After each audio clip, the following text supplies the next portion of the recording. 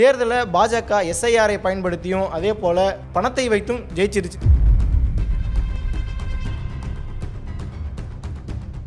பீகார் தேர்தலில் குளறுபடிகள் அம்பலம்னு சொல்லி ஒரு நியூஸ் ஒன்று பார்த்தேன். அதில் என்ன சொல்கிறாங்க அப்படின்னா, பீகார் சட்டப்பேரவை தேர்தலில் வாக்காளர் பட்டியலை விட வாக்களித்தவர்களின் எண்ணிக்கை அதிகரித்துள்ளது.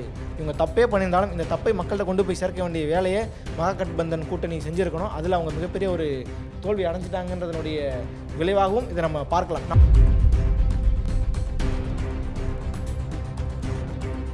இல்லை, தமிழகம் கற்றுக்க வேண்டிய விஷயம் என்ன அப்படின்னா, சொன்ன வாக்குறுதிகளில் முக்கியமானது நீட் தேர்வு விலக்கு, முதல் கையெழுத்து, பழைய ஓய்வூதிய திட்டம், ஆசிரியர்களுக்கான நிரந்தர பணி கொடுக்குறேன்னு சொன்னது, தூய்மை பணியாளர்களுடைய பிரச்சனை, இப்படி ஏகப்பட்ட விஷயங்களை இன்னைக்கு வரைக்கும் நிறைவேற்றவே இல்லை. அப்போது தமிழ்நாட்டை கம்பேர் பண்ணும்போது அரசியல் புரிதல் ரொம்ப குறைவாக இருக்கக்கூடிய பீகாரிகளுக்கே அவ்வளோ கோபமும் ரோஷமும் வருது அப்படின்னா தமிழ்நாட்டினுடைய நிலைமையை நீங்கள் யோசிச்சு பார்த்துக்கோங்க. பாசத்திற்குரிய அப்பா அவர்கள்.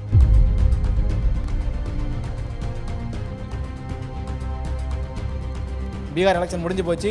ஒட்டுமொத்த ஃபோர்ஸும் இப்போ தமிழ்நாட்டுக்கு தான் திரும்பும். தமிழ்நாட்டில் எந்த அமைச்சர்கள் மீது எப்பொழுது இடி ரைடு வரும், எந்த அமைச்சர்கள் தூக்கப்படுவார்கள், எந்த அமைச்சர்கள் நீக்கப்படுவார்கள், யார் மேலே என்ன வழக்கு போடப்படும் அப்படிங்கிற பல கேள்விகள் இந்த இப்போ அடுத்தடுத்து எழ காத்திருக்கிறது.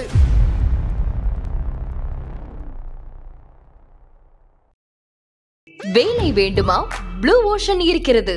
10th 12th டிப்ளமோ டிகிரி படித்தவர்களுக்கு உணவு, தங்குமிடம், இஎஸ்ஐ, பிஎஃப், இன்சூரன்ஸ் உள்ளிட்ட சலுகைகளுடன் அனுபவத்திற்கேற்ற நல்ல சம்பளம் 15,000 முதல் 30,000 வரை. பெண்களுக்கு முன்னுரிமை. 2,000க்கும் மேற்பட்ட வேலை வாய்ப்புகள் உள்ளன. இப்போதே தொடர்பு கொள்ளுங்கள். Blue ocean. ஐத்தமிழ் நேயர்களுக்கு வணக்கம். தொடர்ச்சியாக தேர்தல் ஜுரம் கிட்டத்தட்ட ஒட்டுமொத்த இந்தியாவுமே ஆக்குபை பண்ணிக்கிட்டு இருக்கு. தொடர்ச்சியாக எஸ்ஐஆர் திருத்த சட்டம் அந்த பிரச்சனை ஒரு பெரிய பேசு பொருளாக மாறி இருக்கிறது. இதற்கு மத்தியில் பீகார் எலெக்ஷனுடைய தேர்தல் ரிசல்ட் வந்திருக்கு. ஸோ அந்த ரிசல்ட்டுக்குள்ளே போகிறதுக்கு முன்னாடி ஒரு ஃபோட்டோவை நான் சமூக வலைதளங்களில் பார்த்தேன்.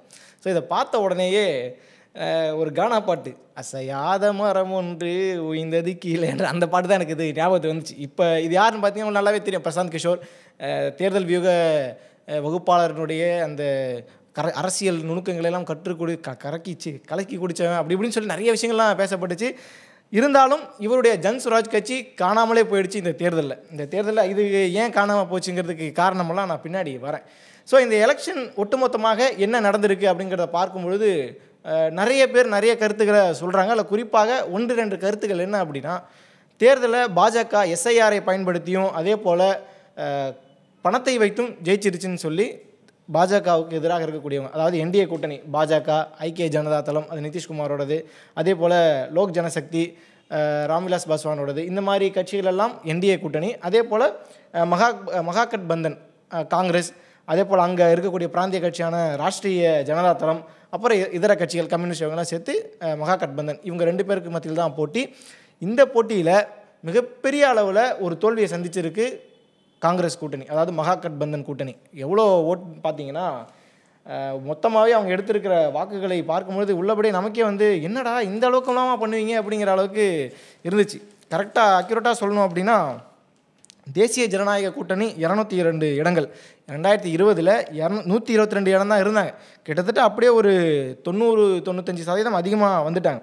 மகாகட்பந்தன், அதாவது காங்கிரஸ் கூட்டணி, இப்போ இருக்கிற அந்த தேஜஸ்வி யாதவ் அவருடைய கூட்டணி, கடந்த 2020 114, இன்றைக்கி அவங்க கணக்கு என்னென்னா வெறும் 35. மற்றவை 2020 இப்போ 6. அதில் எந்த பெரிய அளவுக்குள்ள மாற்றம் இல்லை.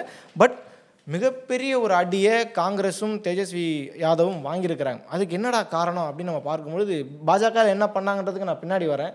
அதில் என்னடா காரணம் அப்படின்னு நம்ம பார்க்கும்போது நிறைய லூப் ஹோல்ஸில் இதில் குறிப்பிடுறாங்க அரசியல் விமர்சகர்கள். இன்றைக்கி செய்தி ஊடகங்களை இதில் குறிப்பாக நீங்கள் டீட்டெயிலாக தெரிஞ்சுக்கணும் அப்படின்னா தினத்தந்தி, தினமலர் வாங்கி படிச்சிங்கனாலே உங்களுக்கு தெரிஞ்சிடும் என்ன நிலவரம் போயிட்டுருக்குங்கிறது. அதில் குறிப்பாக அதில் என்ன சொல்கிறாங்க அப்படின்னா, ராகுல் காந்தி தேர்தல் தேதி அறிவிக்கப்பட்டதுமே என்ன செஞ்சிட்டாருன்னா, பீகார் பக்கமே அவர் பெருசாக தலையை காட்டலை.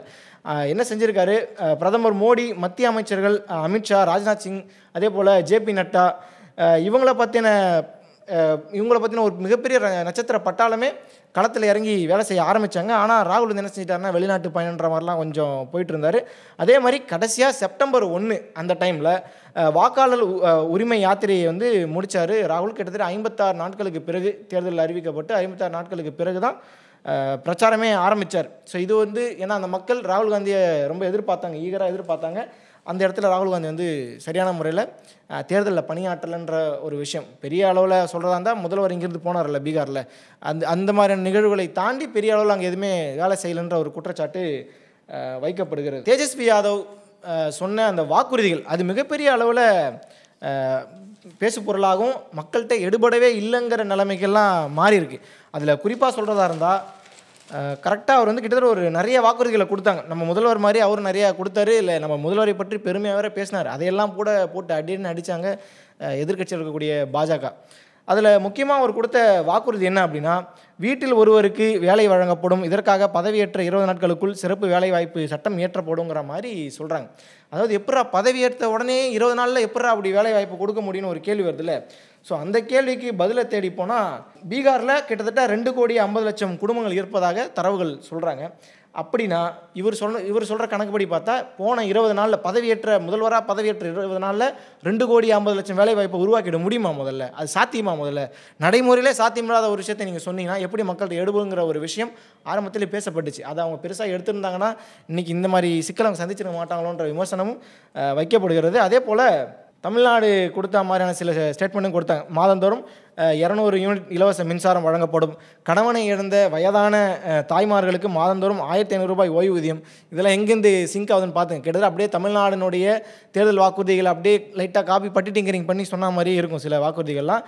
அதே போல் ஏழை இல்லத்தரசிகளுக்கு மாதந்தோறும் 2,500 ரூபாய், இங்கே எப்படி வந்து 1000 ரூபாயும் அங்கே 2,500 ரூபாய் தரேன்னு சொல்லி கொடுத்த வாக்குறுதி. அதே போல் அரசு துறைகளில் பணியாற்றக்கூடிய தற்காலிக பணியாளர்களை இதே கான்செப்ட் தான், ஒரே மறுதான் மாற்றி மட்டும் வச்சுருக்கிறாங்க இடத்த. தற்காலிக பணியாளர்களுக்கு அரசு வேலை கொடுப்பதாக சொன்னது. அதே போல் முடித்திருத்துவோர், குயவர், தச்சர் ஆகியோருக்கு 5 லட்சம் ரூபாய் வட்டி இல்லாத கடன் வழங்கப்படும்னு சொன்னது. இலவச கல்வி வழங்கப்படும், சீதாபுரம் நகரம் உருவாக்கப்படும், 1 கோடிக்கும் அதிகமான வேலை வாய்ப்புகள் அப்படிங்கிற ஒரு வாக்குறுதி. பெண் தொழில் முனைவோருக்கு 2 லட்சம் ரூபாய்ன்னு சொல்லி மாற்றி பாஜகவும் சரி தேஜஸ்வி யாதவ் அந்த மகாகட்பந்தனும் சரி மாற்றி வாக்குறுதிகளை கொடுத்தாங்க. இதில் இவர் கொடுத்த இந்த வாக்குறுதி இருக்குல்ல, அரசு துறைகளை பணியாற்றக்கூடியவர்களுக்கு அரசு வேலை, அதே மாதிரி மாதம் 1,500 ரூபாய் அது ஓய்வூதியம், 2,500 ரூபாய் பெண்களுக்கு, இந்த விஷயங்கள் எல்லாமே மக்கள்கிட்ட பெரிய அளவில் எடுபடவே இல்லைங்கிறது தான் இப்போ வரைக்குமே அரசியல் விமர்சகர்களும் இது குறித்து இயங்கக்கூடிய தேர்தல் பார்வையாளர்கள் சொல்லக்கூடிய விஷயம். முதல்ல என்ன விஷயம் அப்படின்னா, தேஜஸ்வி யாதவை முதல் மந்திரியாக ஏற்றுக்கொள்வதிலேயே காங்கிரஸுக்கும் அவங்களுக்கும் ஒரு மிகப்பெரிய முரண்பாடு இருந்துச்சுன்ற விமர்சனம் வைக்கப்பட்டுச்சு. அதோடு சேர்த்து ராஷ்ட்ரிய ஜனதா தளம் காங்கிரஸ் கட்சிக்கு சீட்டு ஒதுக்காமலேயே 154 தொகுதிகளுக்கு தன்னிச்சையாகவே வேட்பாளர்களை அறிவிச்சிட்டாங்க. இப்போ ஒரு கூட்டணி ஒன்று இருக்குது, பாஜகவும் அதிமுகவும் ஒரு கூட்டணியில் இருக்கிறாங்க அப்படின்னா உங்களுக்கு எவ்வளோ தொகுதி எங்களுக்கு எவ்வளோ தொகுதின்ற தொகுதி பங்கீடு பேச்சுவார்த்தையெல்லாம் முடித்த பிறகு தான் அடுத்த கட்ட பணியை ஆரம்பிக்கும். ஏன்னா எந்தெந்த தொகுதியில் யார் போட்டிடுறாங்கன்ற முடிவான பிறகு தான் அந்த வேட்பாளர்களுக்கு எப்படி வேலை செய்யலாம், அதிமுக என்னைக்கு போய் பிரச்சாரம் பண்ணலாம், அவங்களுக்காக திமுக என்னைக்கு பாஜக என்னைக்கு போய் பிரச்சாரம் பண்ணலாம், கூட்டணி கட்சிகள் என்னைக்கு போய் பிரச்சாரம் பண்ணலான்ற அந்த ஸ்கெடியூலெல்லாம் அப்போ தான் டிசைன் பண்ணுவாங்க. ஆனால் இவங்க என்ன பண்ணியிருக்கிறாங்க அப்படின்னா 154 தொகுதிகளுக்கு தன்னிச்சையாக வேட்பாளர்களை அறிவிச்சிட்டாங்க. இதில் இன்னொரு கொடுமை என்னென்னா, சுமார் 7 தொகுதியில் காங்கிரஸும் அதே போல் ராஷ்ட்ரிய ஜனதா தள வேட்பாளர்கள் மகாகட்பந்தனில் இருக்கக்கூடிய 2 பேருமே, தேஜஸ்வி யாதவ் கட்சியில் இருக்கிறவனும் சரி காங்கிரஸும் சரி, ஒரே தொகுதியில் 2 கட்சியிலும் 7 பேரை இந்த பக்கம் 7 அந்த பக்கம் 7 பேர் நிப்பாட்டி வச்சுருக்கிறாங்க. இந்த மாதிரி பண்ணால் உருப்பிடுமா? உருப்படாதுங்கிறதுனுடைய ரிசல்ட் தான் இப்போ நம்ம பார்த்துக்கிட்டு இருக்கோம். இதுக்கு அவங்க சொன்ன காரணம் என்ன அப்படின்னா, நட்பு போட்டியாக இது பார்க்க போகிறோம் அப்படின்னு. ஆல்ரெடி பெரிய பஞ்சாயத்து போய்கிட்டு இருக்கு. நீங்கள் எடுத்த பிரச்சாரம் மிகப்பெரிய அளவில் கை கொடுக்கவே இல்லை. எஸ்ஐஆர் சம்மந்தமாக நீங்கள் பேசுனீங்க, 64 லட்சம் வாக்குகளை வந்து திருடிட்டாங்க அப்படின்னு சொல்லிலாம் பேசுனீங்க, ஓட்டு திருட்டுன்னு சொன்னீங்க, நிறைய விஷயங்களை, அதாவது இளைஞர்களுக்கு முன்னேற்றம் இல்லை, மக்களுக்கு முன்னேற்றம் இல்லை, வேலைவாய்ப்பு இல்லை, கல்வியில் பெரிய பின்தங்கி இருக்கும்னு சொல்லி ஏகப்பட்ட பிரச்சனைகளுக்கு மத்தியில் இப்படி நீங்கள் போட்டு உங்களுக்குள்ளேயே சண்டை போட்டுருந்தா வெற்றி எப்படி கிடைக்குங்கிற ஒரு கேள்வி வச்சாங்க. அந்த கேள்விக்கு விடையாகும் இன்றைக்கி வந்து இந்த பிரச்சனையை வந்து பார்த்துக்கிட்டு இருக்காங்க. அதே மாதிரி ஆண்டுக்கு 30,000 அதாவது தருவோம் அப்படிங்கிற மாதிரி, மாதந்தோறும் 2,500 ரூபா தரன்ற மாதிரி வருஷத்துக்கு 30,000 ரூபா தருவோன்ற அறிவிப்பும் மக்கள் வந்து புறக்கணிச்சிட்டாங்க. ஒட்டுமொத்தமாக தேஜஸ்வி யாதவ் கொடுத்த எந்த வாக்குறுதிகளுமே மக்கள் நம்பவே இல்லை. அப்படிங்கிறதுனுடைய விளைவு தான் இன்றைக்கி இவ்வளோ பெரிய பிரச்சனையை வந்து சந்திச்சுட்டு இருக்கிறாங்கங்கிறதும் இங்கே குறிப்பிட வேண்டிய ஒரு விஷயம். அதே மாதிரி நம்ம தேர்தல் வியூக வகுப்பாளர் இருந்தார் இல்லையா, பிரசாந்த் கிஷோர், அவருடைய ஜன்சுராஜ் கட்சி ஏன்டா இப்படி இந்த அளவுக்கு ஏன் டேமேஜ், பல இடங்களில் டெபாசிட்டே இழந்துட்டாங்க, மிகப்பெரிய கட்சிகளுக்கெல்லாம் தேர்தல் வியூகம் வகுத்து கொடுத்து மிகப்பெரிய அளவில் நாங்கள் வந்து ஒட்டுமொத்த அரசியலையுமே என் ஃபிங்கர் டிப்பில் தான் வச்சுருக்கிறங்கிற அளவுக்குலாம் பேசின ஒரு நபர் தன்னுடைய கட்சியினுடைய நிலைமையை பார்க்கும்பொழுது உள்ளபடியே நமக்கே கொஞ்சம் கஷ்டமாக தான் இருந்தது. அந்த பாட்டு தான் ஞாபகம் வருது, அசையாத மரம் ஒன்று மசைஞ்சுதுங்கிற மாதிரி அந்த பாட்டு தான் ஞாபகம் வந்துச்சு. பீகார் முழுவதுமே சுற்றுப்பயணம் மேற்கொண்டு தீவிர பிரச்சாரம் செஞ்சார் பிரசாந்த் கிஷோர். அப்படி செஞ்ச பிரசாந்த் கிஷோர் ஹீரோ ஆவார்னு பார்த்தா கடைசியில் 238 தொகுதிகளில் அவங்க வந்து போட்டிட்டாங்க. மொத்தம் 243, அதில் 238 தொகுதியில் போட்டிட்டாங்க. ஒரு இடத்துல கூட ஜெயிக்கலங்கிறத தாண்டி தேரவே இல்லை. பல இடங்களில் டெபாசிட்டே போயிடுச்சு, கட்சியே காணாமல் போயிடுச்சுங்கிற மாதிரி தான். ஸோ இவர் தான் வந்து அடுத்து விஜய்க்கு அறிவுரை சொல்ல போகிறதாகலாம் சொல்லிகிட்டு இருக்கிறாங்க. விஜய் அவர்கள் யோசிக்கணும், அது அடுத்து உங்கள் நிலைமை என்னங்கிறத நீங்கள் யோசிக்க வேண்டியதான். அதே மாதிரி வெற்றி எப்படிரா அவங்களுக்கு சாத்தியமாச்சுங்கிற ஒரு கேள்வி இருக்குல்ல. இப்போ தோல்விக்கான காரணங்களை நம்மளால் ஓரளவுக்கு புரிஞ்சிக்க முடியுது. ராகுல் காந்தி சரியான பிரச்சாரம் வந்து மெனக்கடலை, இவங்களுக்குள்ளே கட்சிக்குள்ளே பிரச்சனைகள் இருந்தது. இவங்க நிற்கிற இடத்துல வேட்பாளர் நிற்கிற இடத்துல காங்கிரஸ் வேட்பாளர் நிப்பாட்டினாங்க. அதே போல் தேர்தல் வாக்குறுதிகள் மக்கள் நம்பலைங்கிற சில காரணங்களை நம்ம பார்த்தோம் இல்லையா தோல்விக்கு. ஆனால் வெற்றிக்கு என்ன காரணம்னு ஒன்று இருக்குல்ல. ஸோ அந்த காரணங்களை பார்க்கும்போதும் உள்ளபடியே சூப்பராக வேலை செஞ்சுருக்கீங்களா அப்படிங்கிற மாதிரி அழகாகவே பாஜக நீங்கள் எந்த கட்சியாக இருந்தாலும் சரி, நம்ம இந்தியாவில் இருக்கக்கூடிய எந்த ஒரு லெட்டர் பேட் கட்சியிலிருந்து மிகப்பெரிய கட்சிகள் வரைக்கும் பாஜக கிட்ட கற்றுக்க வேண்டிய ஒரு விஷயம் என்ன அப்படின்னா, தேர்தலுக்கு முன்பாக எப்படி பாஜக களமிறங்கி வேலை செய்து கொண்டு இருக்கிறதோ அதே போல் தேர்தலுக்கு பிறகும் அடுத்த தேர்தலை சந்திக்கும் வரையும் பாஜக ரொம்ப தீவிரமாகவே வேலை செய்து கொண்டு இருக்கிறது. அதனுடைய ரிசல்ட் தான் இன்றைக்கி அவங்க வந்து பார்த்துட்டு இருக்காங்க. அபார வெற்றி, 202 இடம் சாதாரண விஷயம் கிடையாது அப்படிங்கிறதையும் புரிஞ்சுக்கணும். சரி, எப்படா வெற்றி சாத்தியமாச்சு நம்ம பார்க்கும்பொழுது பெண் வாக்காளர்கள் பாஜகவுக்கு மிகப்பெரிய அளவில் ஆதரவு கொடுத்துருக்குறாங்க. அந்த ஆதரவு கொடுத்ததனுடைய காரணம் என்ன நம்ம பார்க்கும்போது, தேர்தலுக்கு முன்னாடியே கிட்டத்தட்ட 2 மாதத்துக்கு முன்னாடியே மகளிருக்கு வந்து 10,000 ரூபா நாங்கள் கொடுக்க போகிறோம்னு சொல்லி ஒரு ஸ்கீமை வந்து பிரதமர் வந்து தொடங்கி வச்சார். தேசிய ஜனநாயக கூட்டணி அரசு பெண்களுக்கு 10,000 தொழில் நிதி வழங்கும் திட்டத்தை வந்து தொடங்கி வச்சார். அதாவது அவங்க பார்வையில் இப்போ எப்படி மகளிர் உரிமை கொடுக்குறாங்களோ தமிழ்நாட்டில் அந்த மாதிரியான ஒரு டோனில் தான் ஆரம்பித்தாங்க. ஆனால் அது தேர்தலுக்கு இவ்வளவு அழகாக கை கொடுக்குங்கிற விஷயத்தை காங்கிரஸ் கூட்டணி புரிஞ்சுக்கிச்சாங்கிறது தெரியல. 1,25,00,000 பெண்களுக்கு தலா 10,000ங்கிற கணக்கின் அடிப்படையில் 12,500 கோடி ரூபாய் அளவுக்கு செலவு பண்ணியிருந்தாங்க பாஜக. இதை நீங்கள் குற்றமாக சொல்லலாம், தேர்தலுக்கு காசு கொடுத்துட்டாங்கன்னு நீங்கள் சொல்லலாம், நீங்கள் என்ன வேணாலும் சொன்னாலும் ஒரு அழகான ஒரு விஷயத்தை, ஒரு வியூகத்தை, ஒரு சூழ்ச்சியை பாஜக ரொம்ப தெளிவாக செஞ்சுருக்கு. அதனுடைய விளைவாக அந்த பலனை அவங்க இப்போ ரொம்ப சந்தோஷமாகவே அனுபவிச்சுக்கிட்டு இருக்கிறாங்க. இந்த விஷயத்தை மக்கள்கிட்ட கொண்டு போய் சேர்த்திங்களான்னு கேட்டால் சேர்க்கக்கூடிய இடத்துல அவங்க இருந்தாங்களான்றது ஒரு கேள்வி. ரெண்டாவது, பீகாரை பொறுத்த அளவுக்கு ஒரு குடும்பத்தினுடைய ஒரு சராசரியான ஒரு ஏழை நடுத்தர குடும்பத்தினுடைய மாத வருமானமே 4,000 to ஒரு 8,000க்குள்ளே தான் இருக்கும். அவங்கள எவ்வளோ தான் நீங்கள் மெனக்கட்டு நீங்கள் சம்பாதிச்சாலும் அந்த கிளைமேட்டில் இருக்கக்கூடிய மக்களுடைய வருமானம் ரொம்ப ரொம்ப கம்மி. அப்படி இருக்கக்கூடிய மக்களுக்கு கிட்டத்தட்ட ஒரு 2 மாதம் 3 மாதத்துக்கு தேவையான வருமானத்தை ஒருத்தவங்க கொடுக்குறாங்க அப்படின்னா அவங்க கண்ணை மூடிட்டு வாக்கு செலுத்த தான் செய்வாங்க. நீங்கள் மக்களை கையை காட்டவே முடியாது. ஏன், அவன் ஆல்ரெடி கஷ்டத்தில் தான் இருக்கிறான். கஷ்டத்தில் இருக்கிறவனே நீ காசை கொடுத்தா அவனுக்கு அந்த நேரத்தில் அதுதான் சொர்க்கம் அப்படிங்கிற அப்படி நீங்கள் யோசித்து பார்க்கும்பொழுது 10,000 கொடுத்தது அது ஸ்கீமாக இருக்கலாம், இல்லை நீங்கள் சொன்னது போல் தேர்தலுக்கு பணப்பட்டுவாடா பண்ணிட்டாங்கன்னு சொல்கிறதா இருக்கலாம். ஆனால் இந்த விஷயம் எடுபட்டுடுச்சு பெண்களுக்கு மத்தியில். இதில் இன்னொரு விஷயம் என்ன அப்படின்னா, தேர்தலில் ஓட்டே போடாத நம்ம ஊரை வேலை செய்கிற பீகாரிகளுடைய கணக்கில் கூட 10,000 வந்ததாகலாம் சில செய்திகள் பார்க்க முடிஞ்சது. அவங்களுக்கு எப்படி எந்த அளவுக்கு பாஜக வேலை செஞ்சுட்டுங்கிறத இப்போயாவது காங்கிரஸ் கூட்டணி புரிஞ்சுக்கணும். அதே போல் தேசிய ஜனநாயக கூட்டணியினுடைய தொகுதி பங்கீடு அப்படிங்கிற ஒரு விஷயம் வரும்பொழுது இதில் வந்து எங்களுக்கு இவ்வளோ வேணும் உங்களுக்கு அவ்வளோ வேணுங்கிற அந்த தொகுதி பிரிக்கிறாங்க இல்லையா, அந்த விவகாரத்தில் ரொம்ப அழகாகவே கையாண்டிருக்கிறாங்க. பாரதிய ஜனதா அப்புறம் வந்து ஐக்கிய ஜனதா நிதிஷ்குமாரும் சேர்ந்து 101 தொகுதிகளில் போட்டியிடுறதுங்கிற மாதிரி ஒரு கணக்கின் அடிப்படையில் அவங்க வந்து பண்ணாங்க. இதில் வந்து கூட்டணி பணிப்பு வந்து ரொம்ப டைட்டாகவே கொடுத்துருச்சு. நீங்கள் இவ்வளோ எடுத்துங்க, நாங்கள் எடுத்துக்கிறோம். மியூச்சுவல் அந்த கூட்டணி தொகுதி பங்கீடு இருக்கு இல்லையா, ஸோ அது ரொம்பவே அழகாக கை கொடுத்துச்சு. அதில் கரெக்டாகவே நியாயமாக நடந்துக்கிட்டாங்க 2 பேருமே. அதே போல் கடந்த காலங்களில் நடந்த, ஏன்னா லல்லு பிரசாத் யாதவ் இதுக்கு முன்னாடி பீகாரில் ஆட்சி செஞ்சுக்கிட்டு இருந்தார். அந்த காலகட்டத்தில் 1990லேருந்து 2005 வரைக்குமே நினைக்கிறேன், என் நினைவு சரியாக இருந்தால், அந்த காலகட்டத்தில் லல்லு பிரசாத் யாதவ் முதல்வராக இருக்கும் பொழுது நிறைய பிரச்சனைகளை, சட்ட ஒழுங்கு, லா அண்ட் ஆர்டர் இஷ்யூஸ்லாம் நிறையா இருந்துச்சு. சட்ட முறைகேடு, கடத்தல்கள், அதே மாதிரியான வன்முறை சம்பவங்கள்னு சொல்லி நிறைய சம்பவங்கள் தொடர்ச்சியாக, ஏன்னா எல்லா ஆட்சியிலுமே இதெல்லாம் எந்த ஆட்சியிலும் நடக்காமலாம் இல்லை. பாஜக ஆட்சியில் குஜராத் கலவரம், மாலைக்காடு குண்டு வெடிப்பு நிறைய கை காட்டலாம். ஆனால் அவங்க ஆட்சி காலகட்டத்தில் நடந்த பிரச்சனையை மக்களுக்கு மத்தியில் ரொம்ப அழகாகவே கொண்டு போனாங்க. பிரச்சாரத்தில் களத்தில் இறங்கி செஞ்சாங்கன்னு சொல்லுவாங்கள்ல, அந்த வேலையை பிரதமர் வரைக்குமே செஞ்சார். அதனுடைய வெளிப்பாடு இன்றைக்கி அந்த தேர்தலுடைய அந்த கிடைச்ச அந்த பலனை அவங்க அனுபவிச்சுட்டு இருக்கிறாங்க. அடுத்ததாக அங்கே சாதி சமன்பாடு அப்படிங்கிற ஒரு சாதி சம்மந்தப்பட்ட விஷயங்களுக்கு நீங்கள் வரும்பொழுது சீரான முறையில் அதை கையாண்டுருக்கிறாங்க. ஏன்னா பாஜகவை பொறுத்த அளவுக்கு ஆல்ரெடி 9 முறை எம்எல்ஏவாக இருந்தவங்களும் இப்போ தேர்வாகியிருக்கிறாங்க. யாதவ் சமூகத்தை சேர்ந்தவங்க 2 எம்எல்ஏக்கள். அவங்களும் இதில் வந்து அந்த அடிப்படையில் பார்க்கும்பொழுது ராஷ்ட்ரிய ஜனதா தளத்துக்கு பாரம்பரியமாக அங்கே வந்து இஸ்லாமியர்களும் யாதவர்களும் அந்த கூட்டணிக்கு வந்து எதிராக தேசிய ஜனநாயக கூட்டணி பெண்கள் மற்றும் நலிந்த பிரிவினரை இணைத்து ஒரு புதிய கூட்டணியை உருவாக்கினாங்க. அதாவது இஸ்லாமியர்கள் யாதவ் சமூகம் ஒரு பக்கம் இருந்தாலும் அவங்களுக்கு எதிராக புதிய கூட்டணியை வந்து உருவாக்கியிருப்பதாகவும் தரவுகள் வந்து குறிப்பிடுது. அதே போல் சிறிய சாதிகளுடைய ஆதரவை முழுமையாகவே நிதிஷ்குமார் வந்து ஆக்குபை பண்ணியிருக்கிறாரு. இவங்க எங்கே இடத்துல விட்டாங்களோ அந்த இடத்த நிதிஷ்குமார் பிடிச்சிட்டார். நீ நிதிஷ்குமார் மேலே 1000 குற்றச்சாட்டு வைக்கலாம். அவர் ஏன்னா இந்தியா கூட்டணியை உருவாக்குனதே அவர் தான், கடைசியில் அந்த கூட்டணி வெளியே வந்ததும் அவர் தான்.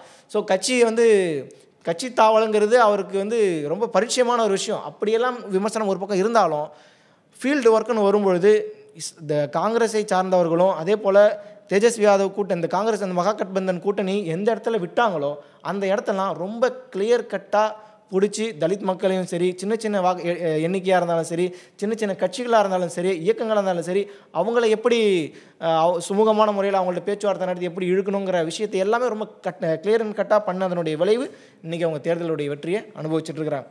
இதையெல்லாம் தாண்டி நிதிஷ்குமார் அப்படிங்கிற இந்த தலைமை மீது மக்களுக்கு வந்து தேசிய ஜனநாயக கூட்டணியுடைய மக்கள் அவங்க வச்சிருந்த நம்பிக்கையும் தேசிய ஜனநாயக கூட்டணி வச்சிருந்த நம்பிக்கையும் கை கொடுத்திருப்பதாக பாஜக தரப்பினர் சொல்கிறாங்க. ஆனால் இது வந்து ஏற்புடையதாங்கிறதுலாம் தெரியல. 10,000 ஓரளவு கொடுக்கலன்னா உங்களுக்கு இந்த வாக்கு வந்திருக்குமான்ற கேள்வி நமக்கே வருது. பட் இது எந்த அளவுக்கு சரிங்கிறதுலாம் தெரில. இப்போ எப்படி மாறி போச்சுன்னா பீகார் என்றால் நிதிஷ் அப்படிங்கிற அளவுக்கு இன்றைக்கி சூழல் மாறிடுச்சு. இதில் நிதிஷ்குமாரை பாராட்டி போஸ்டர்லாம் அடிச்சிருந்தாங்க. அந்த போஸ்டரை பார்த்தீங்கன்னா புலி இன்னும் உயிருடன் தான் உள்ளது அப்படின்னு சொல்லி நிதிஷ்குமாரோடைய ஃபோட்டோ போட்டு பக்கத்தில் ஒரு புலியோடைய ஃபோட்டோ போட்டு அந்த ஊரில் அவங்களுக்கு தெரிஞ்ச மாதிரி போஸ்டர்ஸ்லாம் அடித்து வேறு லெவலில் அவங்க வந்து ட்ரெண்ட் பண்ணிக்கிட்டு இருக்கிறாங்க. அதே போல் பாஜக எந்த அளவுக்கு தீவிரமாக வேலை செஞ்சதோ அதே போல் நிதிஷ்குமாரும் வேலை செஞ்சார். கூட இருந்த சிராக் பாஸ்வான், இவர் ராம்விலாஸ் பாஸ்வானுடைய பையன் நம்ம எல்லாருக்குமே தெரியும். லோக் ஜனசக்தி அப்படிங்கிற கட்சி கிட்டத்தட்ட 28 இடங்களில் போட்டியிட்டு 19 இடங்களில் ஜெயிச்சிருக்கிறாரு. கிட்டத்தட்ட ஒரு இளம் தலைவராகத்தான் அங்கே அவர் பார்க்கப்படுகிறார். இவருடைய வேலையும் ரொம்ப அழகாகவே, ஏன்னா இவருடைய வரலாறுலாம் படித்தீங்கன்னா ரொம்ப இன்ட்ரெஸ்டாகவே இருக்கும். அது ராம்விலாஸ் பாஸ்வான் இறந்த பிறகு கட்சி வந்து இங்கே யார் பக்கம் இருக்குங்கிற ஒரு பெரிய குழப்பங்கள்லாம் வந்துச்சு. அந்த டைமில் இவர் வந்து தலைமை ஏற்று அந்த கட்சியை வழிநடத்தி ராம்விலாஸ் பாஸ்வானுடைய சகோதரர் என்ன செய்கிறாருன்னா பிரிஞ்சு போகிறாரு. பிரிஞ்சு போயிட்டு அவர் தனி கட்சியாக ஆரம்பிக்கிறார். அவருடைய சகோதரர் ராம்விலாஸ் பாஸ்வானுடைய சகோதரர் பசுபதி குமார் அப்படிங்கிற ஒரு தலைமையில் ராஷ்ட்ரிய லோக் சமதா அப்படிங்கிற ஒரு கட்சியை ஆரம்பித்து 2ஆக பிளவுபடுது. அந்த பிளவையெல்லாம் மீறி கிட்டத்தட்ட ஒரு 28 இடங்களில் போட்டிட்டு 19 இடங்களில் ஜெயிச்சிருக்கிறாரு சிராக் பாஸ்வான். இவருடைய வெற்றியும் மிகப்பெரிய அளவில் கொண்டாடப்படுகிறது. இதில் இன்னும் நான் ஆரம்பத்திலே ஒரு விஷயத்தை நான் சொல்லணும்னு நினச்சேன். 25 வயதுடைய ஒரு நாட்டுப்புற பாடகி, அந்த நாட்டுப்புற பாடகி இன்றைக்கி வந்து வெற்றி பெற்றிருக்கிறாங்க. ரொம்ப உள்ளபடியே பாஜகவை பார்த்து கற்றுக்கொள்ள வேண்டிய விஷயங்களில் இதுவும் ஒன்று. இளம் தலைமுறையினருக்கு வாய்ப்பு கொடுப்பதுங்கிறது எந்த அளவுக்கு முக்கியத்துவம் வாய்ந்ததுங்கிறத இந்த விஷயத்தில் நம்மளால் தெரிஞ்சுக்க முடியும். இதில் அவங்க ஜெயிச்சனுடைய பார்த்தீங்கன்னு வச்சிங்களேன், ராஷ்ட்ரிய ஜனதா தள மூத்த தலைவர் வினோத் மிஸ்ராவை 11,730 வாக்குகள் வித்தியாசத்தில் தோற்கடிச்சிருக்கிறாங்க. இவங்களுடைய பேர் மைத்திலி. இவங்க வந்து ஒரு நாட்டுப்புற பாடகி மைத்திலி அப்படிங்கிறவங்க. தமிழில் கூட ஒரு பாட்டு பாடிருக்காங்க, இப்போ ட்ரெண்டாக இருக்குது. அந்த சூப்பரான நல்லா அது அதிக மக்கள் வந்து வரவேற்க கொடுக்குறாங்க. அப்போ என்ன பார்க்குறாங்கன்னா, எந்த அரசியல் கட்சியாக இருந்தாலும் சரி, இளைஞர்களுக்கு ஒரு வாய்ப்பு கொடுக்கும் பொழுது அதை சமூகம் வரவேற்பதில் இப்போ இருக்கக்கூடிய நாம் பார்த்துட்டு இருக்க இந்த சமூகம் மிகப்பெரிய ஒரு ஆதரவு கொடுத்துக்கிட்டு இருக்கு. அதனுடைய ரிசல்ட்டை பாஜக வெற்றியின் மூலமாக அனுபவிச்சுட்டு இருக்குங்கிற உதாரணமாக இந்த விஷயத்தை நம்மளால் குறிப்பிட்டு சொல்ல முடியும். இதில் இவங்க 25 வயசுல அவங்களுக்கு என்ன அனுபவம் இருக்குன்னு யோசிச்சு பார்த்துக்கோங்க. அப்படிப்பட்ட ஒரு நபர் ஒரு மூத்த அரசியல் தலைவரையே காலி பண்ணுறாங்க அப்படின்னா மக்கள் எந்த அளவுக்கு பாஜகவினுடைய என்டிஏ கூட்டணியை நம்பியிருக்கிறாங்க, இல்லை அந்த குறிப்பிட்ட அந்த நிதிஷ்குமாரோடைய ஆட்சியை மக்கள் எப்படி நம்பியிருக்கிறாங்க, இல்லை அதுவும் இல்லையா அந்த கூட்டணி கட்சிகளை எப்படி அவங்க நம்பியிருக்கிறாங்க அப்படிங்கிறதையெல்லாம் காங்கிரஸ் புரிஞ்சுக்கணும். இதில் மக்கள்கிட்ட கேட்கப்பட்ட கருத்து கணிப்பிலும் என்ன சொல்கிறாங்க அப்படின்னா, அவங்க கொடுத்த அந்த வாக்குறுதியில் பெண்கள் முழுவதுமாக அதை நம்பினாங்க.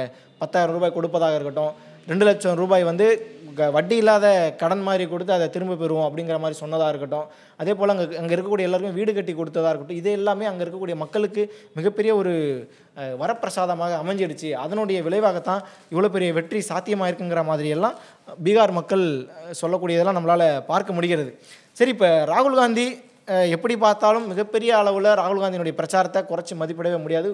அவருக்கு இன்ட்ரெஸ்ட் இல்லாத சமயத்தில் அவங்கள்ட்ட மிகப்பெரிய ஒரு அதிகாரம் கையில் இருந்துச்சு. ஆனால் இப்போ அவர் வீரியமாக இருக்கிறாரு. பல இடங்களில் தேர்தல் முடிவுகள் பார்க்கும்பொழுது உள்ளபடியே பல இடங்களில் அவர் வந்து தோல்வியை சந்திக்கிறாங்க. இதையெல்லாம் மீறி ராகுல் காந்தி பயணிப்பாரான்னு கேட்டால் நிச்சயமாக பயணிப்பார் அப்படின்னே நம்மளே உறுதிப்பட சொல்லலாம். ஏன்னா அவருடைய பயணம் அந்த அளவுக்கு வேகமாக இருக்குது. இவரை பற்றி பாஜகவினுடைய ஐடி விங் தலைவராக இருக்கக்கூடிய அமித் மால்வியா சமூக வலைதளங்களில் ஒரு பதிவு போட்டார். அதில் என்ன சொல்லியிருந்தார் அப்படின்னா, தேர்தல்களில் தொடர்ச்சியான தோல்விக்கான விருதுகள் இருந்தால் நிச்சயமாக அவற்றை ராகுல் அள்ளிச் செல்லலாம். அதாவது ஒருத்தன் தோத்துக்கிட்டே இருக்கான் அப்படிங்கிறது ஒரு விருது கொடுக்கணும்னா நீங்கள் ராகுல் காந்தி கொடுக்கலான்ற மாதிரி அமித் மால்வியா பேசியிருந்தார். ஸோ இதுவெல்லாம் ராகுல் காந்தியை டேமேஜ் பண்ணிவிடுமான்னு கேட்டால் நிச்சயமாக இதுவெல்லாம் ராகுல் காந்தியை ஒன்றுமே செய்யாது. அப்படிங்கிறத உதாரணமாக நம்ம தொடர்ச்சியாக அவருடைய நடைப்பயணங்களாக இருக்கட்டும், அவருடைய அரசியல் போக்காக இருக்கட்டும், அரசியல் மாற்றமாக இருக்கட்டும், அவர் எடுத்து சொல்லக்கூடிய செய்திகளாக இருக்கட்டும், இதையெல்லாம் நம்மளால் உணர்ந்து கொள்ள முடிகிறது. இது நம்ம வந்து கொஞ்சம் டேமேஜ் பண்ணக்கூடிய வேலையாகத்தான் இருக்குது. அவர் சில படங்களை கூட வெளியிட்டிருந்தார். என்னென்னா, காங்கிரஸ் தோல்வி குறித்து எந்தெந்த மாநிலங்களில் எந்தெந்த ஆண்டுகளில் தோற்றுருக்குன்னு சொல்லி ஒரு மிகப்பெரிய ஒரு படத்தையே போட்டிருந்தாங்க. இது ஒரு பிரச்சனை.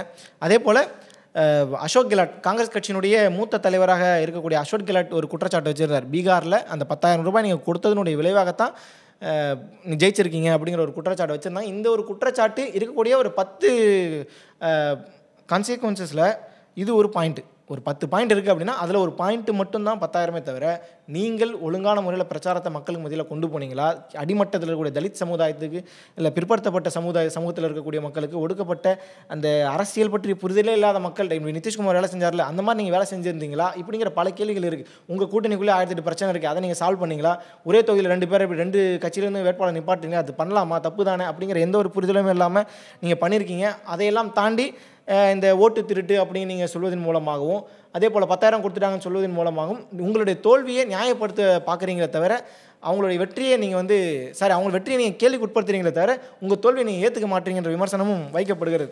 இதில் இன்னொரு சுவாரஸ்யமான விஷயம் என்ன அப்படின்னா, நோட்டாவுக்கு வாக்கு எந்த அளவுக்கு கொடுக்கப்பட்டிருக்குன்ற ஒரு கேள்வி.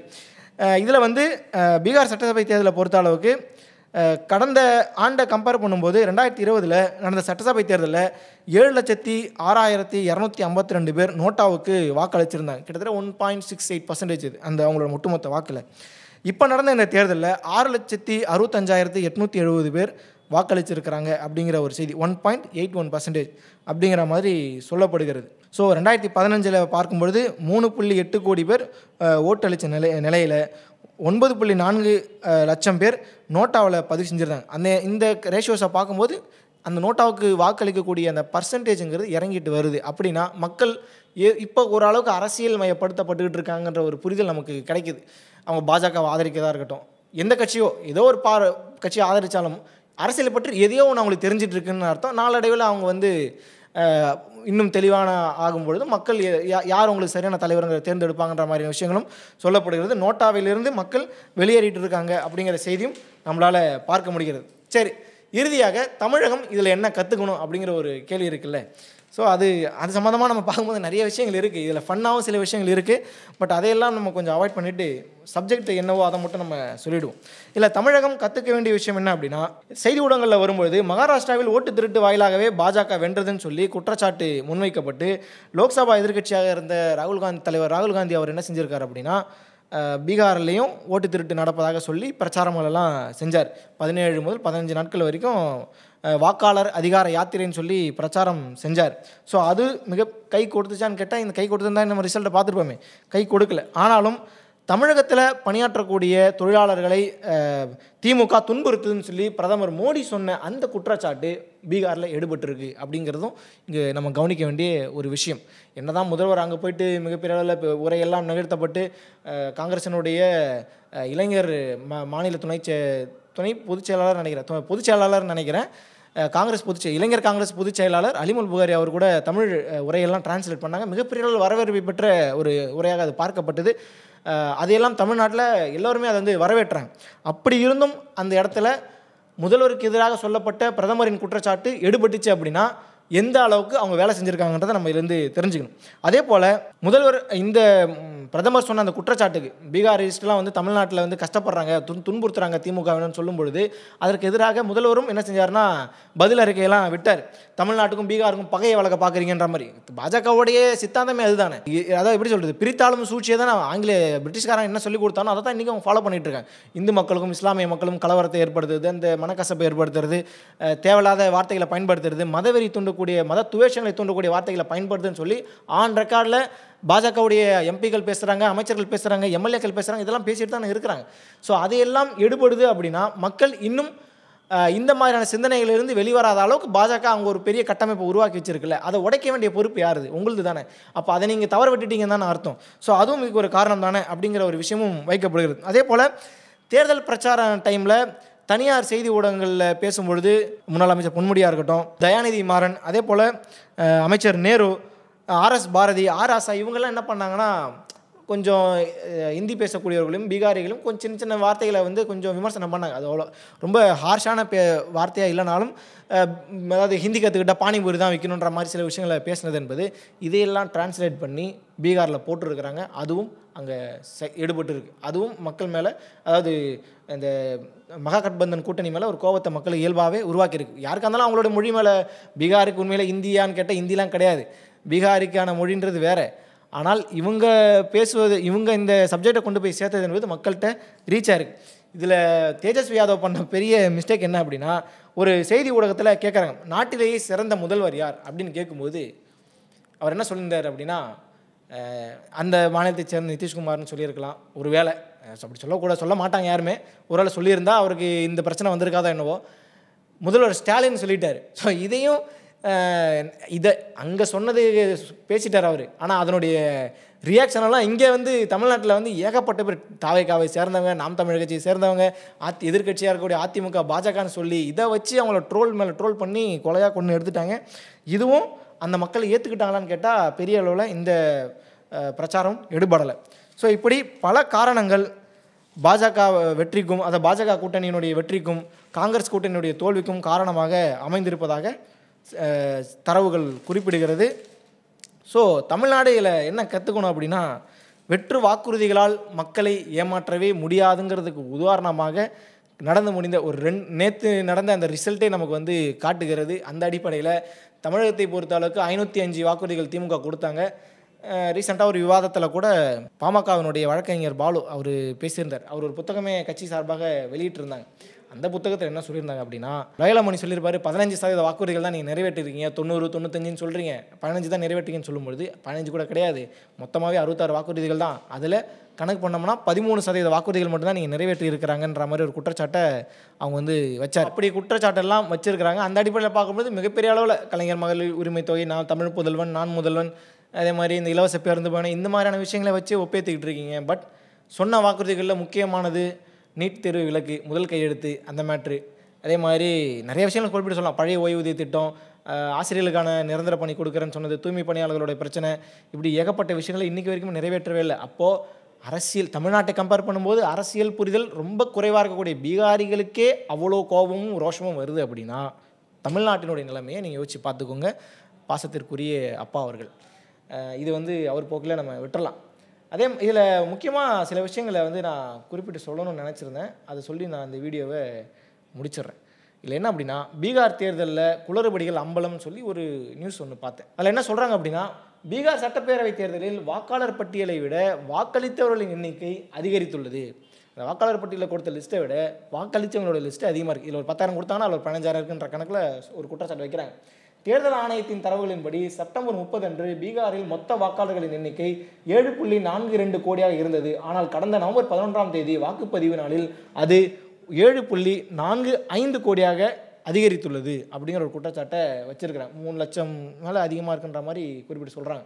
வாக்காளர் பட்டியலை விட 3 லட்சம் பேர் கூடுதலாக எப்படி வாக்களித்தனர், அதுவும் 66.91% பேர் வாக்களித்த நிலையில் எப்படி பட்டியலை விட அதிகம் பேர் வாக்களித்தனர் என்ற கேள்விக்கு பதில் இன்னும் கிடைக்கல அப்படிங்கிற குற்றச்சாட்டு வைக்கப்பட்டிருக்கு. சில இடங்களில் ஓட்டு பெட்டிகளை எல்லாம் காவல்துறையினுடைய அனுமதியோடையே பாஜக வந்து தூக்கிட்டு போகிறாங்கன்ற குற்றச்சாட்டெல்லாம் வைக்கப்பட்டது.